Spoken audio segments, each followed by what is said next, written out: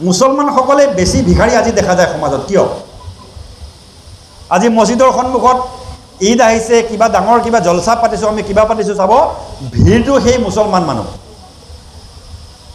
ভিখাৰী। বোলে কাৰোবাৰ কিবাহে হৈছে, কাৰোবাৰ কিবাহে হৈছে, বেছি ভিখাৰী আজি মুছলমান। তাৰ কাৰণটো কি? তাৰ কাৰণটো এটা কাৰণটো হৈছে আমাৰ ইছলাম ধৰ্মত বেছি বেছি দান কৰাৰ কথা কোৱা হৈছে।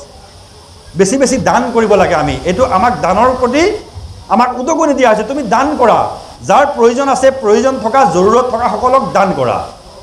এইটোতো আমাক দান কৰিবলৈ কোৱা হৈছে যিসকলে প্ৰয়োজনটো আমাৰ ওচৰত প্ৰকাশ নকৰে, আৰু কিবা কাৰণত যদি প্ৰকাশ কৰেও তেনেহ'লে আমি তেওঁলোকক গোপনে দান কৰিবলৈ কথা কোৱা হৈছে। কৈছেনে যে তোমালোকে এনেকৈ দান কৰা যাতে তোমালোকৰ এইখন হাতে, সোঁ হাতে গম নাপায় বাওঁ হাতে কি দিলা, বাওঁ হাতে গম নাপায় সোঁ হাতে কি দিলা।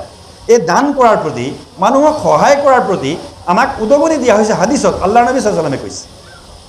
কিন্তু এইটো কথা আমি মনত ৰাখিছোঁ যে আমি দান কৰিব লাগে, আৰু যিসকলে দান বিচাৰে, ভিক্ষা বিচাৰে, তেওঁলোকে এই বিষয়টো খুব কিন্তু মনত ৰাখে। কিন্তু অপ্ৰয়োজনত যে হাত পাতিবলৈ যে মানা কৰিছে সেই বিষয়টো কিন্তু আমি গুৰুত্ব দিয়া নহয়।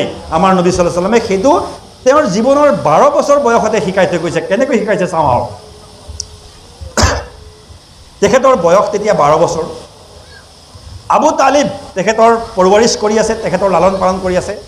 তেখেতে চিন্তা কৰিলে যে মোৰতো এতিয়া দাদা নাই, মা নাই, বাবা নাই, আবু তালিব মোৰ চাচা, তেখেতে মোৰ পৰৱৰিশ কৰি আছে, তেখেতে নিজৰ উপাৰ্জনৰ টকা মোৰ তাত খৰচ কৰি আছে, মই কেনেকৈ মই নিজেই নিজৰ উপাৰ্জনখিনি কৰিব পাৰোঁ। তেতিয়া তেখেতে চাচা আবু তালিবক ক'লে যে চাচাজান, আপুনি যে মোৰ প্ৰতি যিখিনি খৰচ কৰে সেই খৰচখিনি আপুনি আপোনাৰ টকাৰে খৰচ কৰিব নালাগে, আপোনাক মই এটা উপায় দিওঁ। বোলে কি উপায় দিয়া বোপা? ক'লে যে আপুনি যি কুৰাইশ বংশৰ যিবিলাক উট, ঘোঁৰা বা তেওঁলোকৰ ছাগলী আছে, তেওঁলোকৰ যিবিলাক জানোৱাৰ আছে, সেইবিলাক মোক দি দিয়ক, মই চৰাম। মোক দায়িত্ব দিয়ক, মই সেই জংঘলত নি পেলাই, মই সেই পথাৰত নি পেলাই মই চৰাম, আৰু তাৰ পৰা যি পাৰিশ্ৰমিক পাওঁ সেই পাৰিশ্ৰমিকৰে আপুনি ল'ব, আৰু আপুনি তাৰ পৰা মোৰ ওপৰত খৰচ কৰিব। মোৰ কাৰণে আপুনি বুজা হ'ব নালাগে। কি সুন্দৰ নিদৰ্শন জনাবে নবী কৰিম সাল্লাল্লাহু আলাইহি ওয়াসাল্লামে 12 বছৰ বয়সত আমাক দি থৈ গ'ল। কিন্তু এইবিলাক কথা আমাৰ মাজত প্ৰচাৰ হয় জানো? আমাৰ মাজত সেইবিলাক কথা প্ৰচাৰ নহয়। আমি মানুহৰ ওচৰত হাত পাতোঁ, বোলে কিয়? বোলে আল্লাহৰ ৱাস্তে দি দিয়া, আল্লাহ দিবলৈ কৈছে কাৰণে দিয়া। কিন্তু আল্লাহ যে কৈছে তুমি অপ্ৰয়োজনত, প্ৰয়োজন হ'লেও তুমি মানুহৰ ওচৰত হাত নাপাতিবা। লা ইয়াসআলুনা নাসা আনিত তাআফফুফ, যে সেইসকলক তোমালোকে বেছিকৈ দিবা যিসকলে নিজৰ প্ৰয়োজন থাকিলেও নিজৰ লজ্জাৰ কাৰণে, নিজৰ আত্মসন্মানৰ কাৰণে মানুহৰ ওচৰত গৈ হাত নাপাতে, সেইসকলক বিচাৰি বিচাৰি তোমালোকে দান কৰিবা। এইটো কোৰাণত কোৱা কথা, এইটো কোৰাণে কৈছে।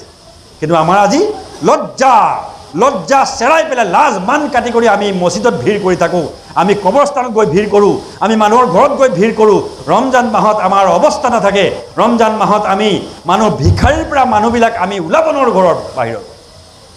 ৰমজান মাহটো আল্লাহ তাআলাই আমাক কিহৰ কাৰণে দিছে? ইবাদত কৰিবৰ কাৰণে দিছে। আমাৰ যিসকল মানুহ থাকে, দাতা মানুহ, অলপ টকা পইচা থকা মানুহ, ইবাদত কৰে, ৰোজা ৰাখে, জোহৰৰ নামাজটো পঢ়ি পেলাই বা ফজৰৰ নামাজটো পঢ়ি পেলাই অলপ সময় তিলাৱাত কৰিবৰ কাৰণে বহে। কিন্তু চাব, তিলাৱাত কৰি পেলাই বহিছে, বাহিৰত গৈ পেলাই কলিং বেল ঢাং ঢাং ঢাং ঢাং ঢাং ঢাং টিপি আছে। কিয়? বোলে কেইজনমান মানুহ জাকাত বিচাৰি আহিছে। জাকাতটো এনেকুৱা বস্তু, আপুনি গৈ মানুহৰ ঘৰে ঘৰে বিচাৰি থাকিব নালাগে।